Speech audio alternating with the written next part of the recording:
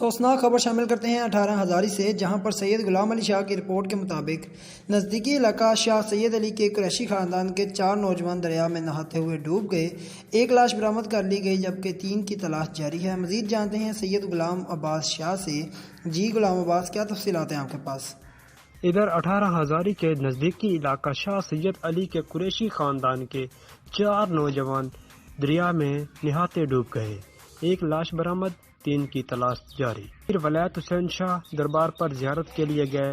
وہاں پر سنہر پتن پر گرمی کم کرنے کے لیے دریائے جہلم پر نہارنے چلے گئے، جن میں 2 بھائی اسد مرتضی شاہ، آصف مرتضی شاہ والد محمد یوسف شاہ، اور دوسرے 2 بھائی ماجد الرحمان اور واجد الرحمان والد فوجی الطاف حسین تھے۔